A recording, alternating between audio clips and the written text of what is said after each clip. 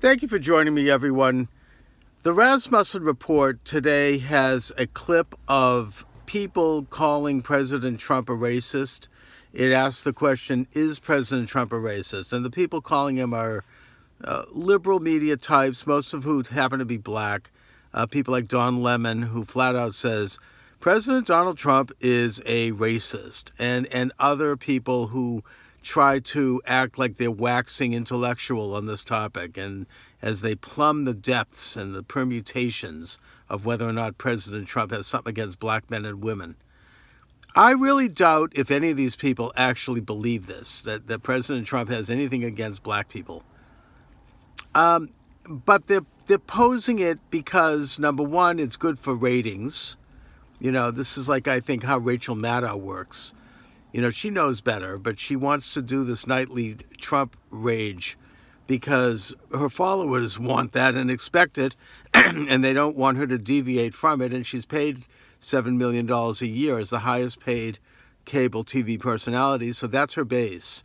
That's the boo bait base, you know, to give them the boo bait that they need to feel good for the day.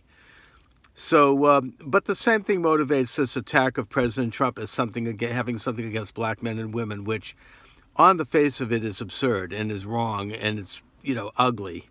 And it's just an example of nastiness.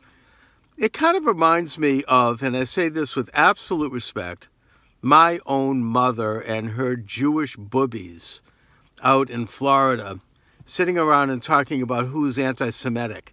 It has nothing to do with anyone having anything against Jewish men and women. It has to do with people who don't adhere to their very narrow and actually quite artificial view of what Judaism is, which is anyone who's not on the left. And also it's very tribal. It's like, oh, you know, people get wrapped up in their own kind of like tribal experience where they need to view other people as against them. And that in and of itself is a classic form of bigotry and prejudice, actually, even though they don't intend it that way. But either way, it cheapens the actual phenomena of genuine anti-Semitism and genuine racism in the case of this insidious and really detestable attack against President Donald Trump.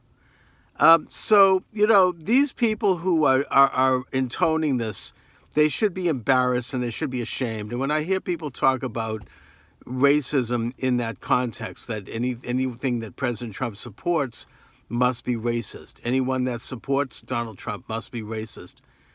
It actually is cheapening and degrading to a genuine conversation about real racist policies in this country that actually have hurt people of color. What I'm talking about specifically, and it's more than what I want to get into today, is you know, policies that have divided and damaged the black family, black enterprise, black cohesion, black spirituality in the form of an attack on the black church, black education in the form of quack teaching methods in the public schools like look-say reading and other things that make black children illiterate. And other crimes perpetrated primarily by the left. Those are the real racist problems in this country. Not putting under a microscope some stupid comment that somebody might make that might be mildly offensive or insulting. That's not racism. That's just stupidity. And then, of course, to finish up here, the left is scientizing racism where it doesn't exist. They're making it into, you know, a scientific examination where they start to put someone under a microscope and they see if they can find a racist gene. Oh, they said something like this because they think that, and they were seen there, and they moved here, and they moved their arm this way, and they moved their leg that way. This means that they secretly harbor an unconscious feeling that might even resemble something that disliked someone who didn't this, you know, and it gets very bizarre, and it's an ultimate example of totalitarianism. It's what's taking over the campuses today. Anyway, thanks for watching, everybody, and thanks for my daily rant here. Charles Moskowitz. Have a good day, everybody.